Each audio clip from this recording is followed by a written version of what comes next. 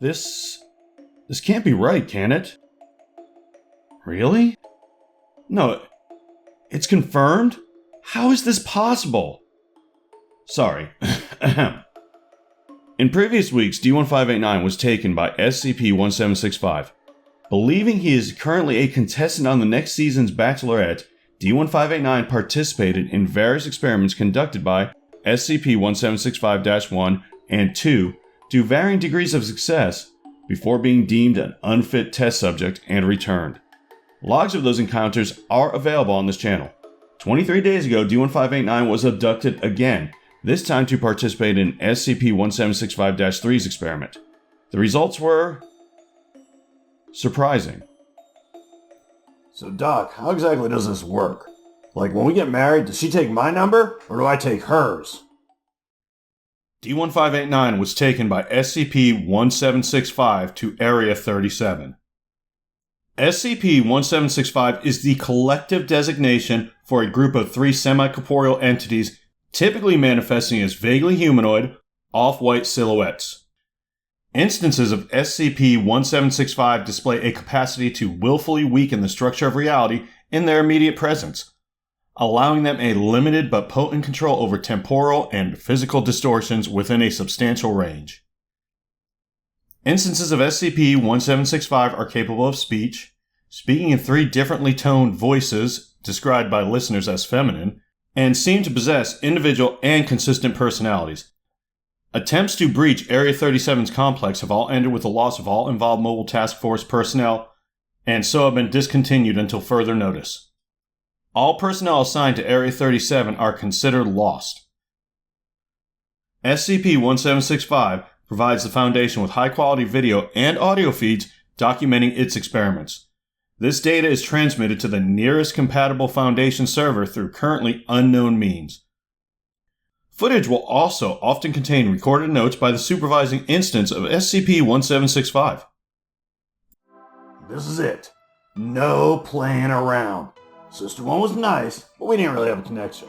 Sister 2 was just a giant piece of crap. My head still hurts a little bit. And there is no Sister 4. Right away though, things are looking pretty good for the old Bister. My only competition is sitting in a corner crying. That's gonna cost him some points. This must be like the getting to know you phase or something, because I go in and she's like, sit. So of course I sit, because I'm a really good boy. Then she says, choose, and offers me 2 different kinds of ice cream. Naturally, I can't choose without trying them both, and to make a truly informed decision, I need to eat as much as possible. So I wolf them both down. Which, by the way, the wolf them both down thing, wolf stuff down, it's named after me. Well, anyway, then I choose both, because, you gotta stand out on these shows. Now I know what you're thinking. You're like, Biff, what about brain freeze? Strangely, that has never been a problem for me. I guess my brain is too big or something. This is a repeat of a previous experiment in which the site director enters Area 37's main containment vault. At the center of the vault, a table, likely taken from the mess hall, is placed. On the table are 2 1-liter vats of brand ice cream. One pistachio flavored, the other passion fruit flavored. Site director is instructed by SCP-1765-3 to choose. Site director then chooses a pistachio flavored ice cream and leaves the room. At this point, footage momentarily blurs and site director returns to the room in which the unchosen vat of ice cream was replaced by a different one, this one chocolate flavored. He is again instructed to choose, this time picking the chocolate-flavored ice cream. The process repeats itself, with each unpicked vat replaced by one of a different flavor. At the time of the writing of this document, the Foundation has received over 10,000 hours of footage from this experiment, with analysis identifying over 200,000 different flavors of ice cream, including Meerkat Marshmallow Madness, Tranquility, That Shoe You Always Liked, God's Wrath, and it appears the entire experiment is being replicated with D-1589. However, unlike site director, D-1589 retains memory of all previous interactions. So this goes on for a while, and I can tell she is mightily impressed. She keeps giving me ice cream, and I keep choosing both because, once you hit a good joke, you run that sucker into the ground. Ladies love that. Most of the ice creams are good, but I definitely could have done without the fungus among us flavor. I keep trying to strike up a conversation, but she's the strong silent type. Oh God, I hope we're not too similar to get along. She talks in like one-word sentences and keeps saying weird things like infuriating, annoying, displeasing, miffed, diseased, inconceivable, stuff like that. Aww, she's trying to figure out the perfect pet name for me. Poor lady. Doesn't she know I'm an enigma? Basically, undescribable. According to the footage received, this experiment was repeated 17,593 times, with D-1589 consuming both offerings each time.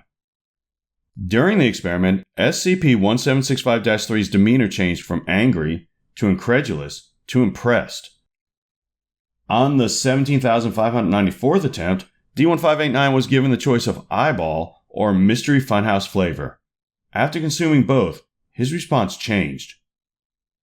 So believe it or not, I'm actually getting a little bit sick of ice cream. Not full, mind you, but after 17 or 18,000 gallons of ice cream, I'm craving something a bit more savory. I wonder if there's any more of that beef jerky ice cream. She is super impressed, by me. But it is time to seal the deal, and I know just how to do it. I have been planning for this for like 100 rounds. But I didn't want to risk not getting any more ice cream, so I held off. After eating both ice creams this time, I look her right in the eyes and I say, I choose you. No woman can resist the down-home charm of a Ralph Wiggums. Next thing I know, she is all over me. Lady moves fast, and it feels like she has like 50 hands. I'm not complaining. Not even a little bit. This is, sadly, not an exaggeration. D-1589 and SCP-1765-3 proceeded to exchange gestures of affection for more than 3 hours before he began telling her the plot of Game of Thrones, replacing the character of Jon Snow with himself and pretending it was his life story. All recorded footage of this encounter has been destroyed due to the obscene and just plain disgusting nature of it. I personally have not been able to eat in the 4 days since viewing. But let's just say, many different flavors of ice creams were used in surprising ways, and leave it at that. SCP-1765-3 appeared to enjoy this exchange, commenting, pleasant. Afterwards, D-1589 asked it to accompany him on an outing, to which it agreed. So I was just gonna go to like the Piggly Wigglies or something and pick up some pork rinds. Classic first date material. But she suggested something bigger. She said Vegas. Well, I love Vegas, but I am kind of banned from all the casinos there. Basically because I'm the world's greatest card shark. Before coming into the Foundation's possession, D-1589 was banned from 6 casinos for counting cards. He did not employ the standard method of counting cards, but literally counted the number of cards the dealer passed out. After miscounting 3 hands, he asked for his winnings despite not participating in any games, and was removed from the casino for creating a disturbance. SCP-1765-3 used its reality warping abilities to remove D-1589 from the banned list at Casino, where the two of them occupied a penthouse suite for 5 days before returning. During this time, D-1589 was banned an additional 31 times, though this was prevented by SCP-1765-3's abilities. They really need more bathrooms in this place. It is not my fault I could not find one. It was an emergency. On a happier note, I would love to see the look on Grandma's face when she hits that jackpot. Anyways, I tried to convince my new sweetie to go to the most romantic place on earth to get hitched. The drive-through Chapel O' Love. I heard you can get married by C-3PO in one of 6 million languages. Sadly, she said no. Probably because she wants her sisters there or something. Gosh, I hope I don't get jealous of her for winning the ultimate prize. She didn't give me her digits when we left, but I'm not worried. A love as great and amazing as ours is like the sun. Big, bloated, and eternal. 2 L's. D-1589 was returned with SCP-1765-3's final report, which consisted solely of the word fling. At this time, it appears SCP-1765 is finished using him in its experiments, though it is unknown if this condition is permanent or not. Thank you for your attention. If you have any comments or questions about the events of this encounter, please leave them below. Conversely, if you have an SCP experiment you would like to see D-1589 participate in, that can also be left below. Do not forget to employ the SCP Foundation's new like-dislike function on this log. And if you have not done so already, please consider subscribing to this content for easy access.